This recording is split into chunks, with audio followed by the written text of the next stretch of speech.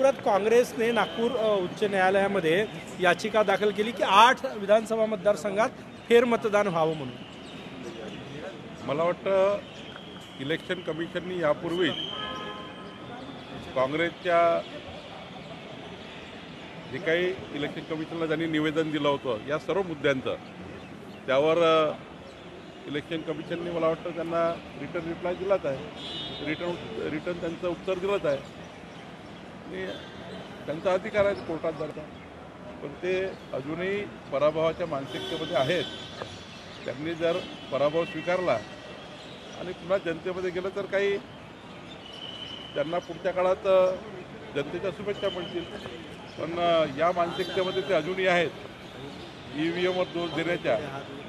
परवा सुप्रियाताई सुळे त्यांच्या पक्षाचे जे घटक पक्ष आहे जे महाविकास आघाडीच्या राष्ट्रवादी काँग्रेसच्या त्या शरद पवार साहेबांच्या गटाच्या नेते आहेत, त्यांनी सांगितलं का EVMवर काही आम्ही दोष देणार नाही।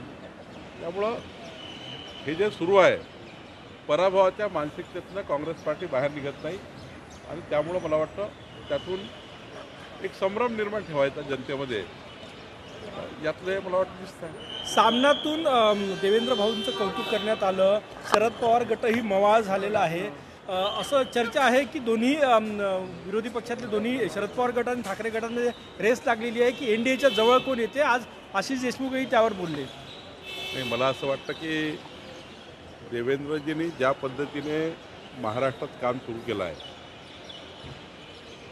14 ते 19 काळामध्ये त्यांनी चांगलं काम केलं, म्हणजे देशातले उत्कृष्ट मुख्यमंत्री म्हणून त्यांचं काम होतं।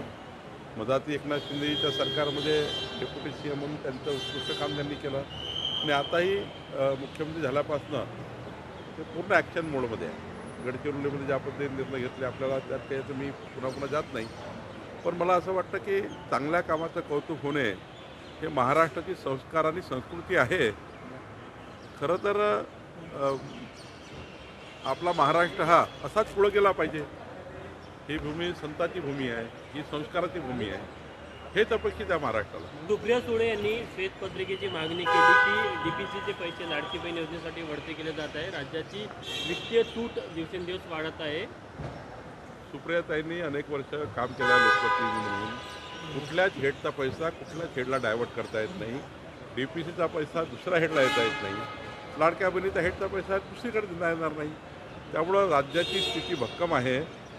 मोदींचं सरकार आमच्यासोबत आहे, डबल इंजिन सरकार महाराष्ट्रामध्ये आहे। इकडे मोदींचं सरकार आम्हाला मदत करत आहे, महाराष्ट्राचं सरकार देवेंद्रजी मुख्यमंत्री आहे आणि त्यामुळं मजबूत सरकार आमच्यासोबत असल्यामुळं आणि देवेंद्रजी सारखा एक अत्यंत अर्थतज्ञ मुख्यमंत्री महाराष्ट्रात आहे, अजितदादाही आहे, एकनाथजी आहेत, त्यामुळं राज्याची घडी एकदम चांगली आहे। 100% आमचं डबल इंजिन सरकार मोदी सरकारने आमचं सरकार मिळून जे वचनं जे आश्वासनं महाराष्ट्राला दिले ते आम्ही पूर्ण करू। लाडक्या बहिणीची योजनाही राहील आणि DPCचा पैसाही कायम राहील। उद्धव ठाकरेंची सुरक्षा वाढवण्यात आलेली आहे, काय आढावा घेतला याबद्दल? जे काही सुरक्षा व्यवस्थेबद्दलची समिती आहे ती वेगळा आढावा घेत असते। पालकमंत्री कधी जाहीर होईल? मला वाटतं आमची चर्चा झाली आहे, या आठवड्यात चर्चा होईल, माननीय देवेंद्रजी निर्णय घेतील, पण तीनही पक्ष म्हणून आता आम्ही याच्या अंतिम ह्याच्यावर आलो आहे। अपात्र ठरलेल्या ज्या लाडक्या बहिणी त्यांचे पैसे परत घेतले जाणार आहे, अशी कारवाई होणार आहे काय? नुसता संभ्रम तयार करतायत। जे लाडक्या बहिणीचे अधिकृत लाभार्थी आहे नियमाप्रमाणे आणि जो शासन निर्णय झाला होता लाडक्या बहिणीबद्दलचा त्यामध्ये कोणी गैरफायदा घेतला असेल तेवढाच रिव्ह्यू होणार आहे। बाकी योजना जशी आहे तशीच आहे, तशीच चालणार आहे। विरोधक कांगाव करतायत पण योजना तशीच चालणार। आज बीडमध्ये सर्वपक्षीय मुख्य मोर्चा होता, त्यामध्ये धनंजय मुंडेंच्या राजीनाम्याची मागणी करण्यात आलेली आहे। मी आधीच सांगितलं की या प्रकरणामध्ये मोठा तपास सुरू आहे। देवेंद्रजींनी संपूर्ण तपास यंत्रणा कामात लावलेले आहे आणि तपासामध्ये जे निष्पन्न होईल त्यांना थोडी वाट बघितली पाहिजे।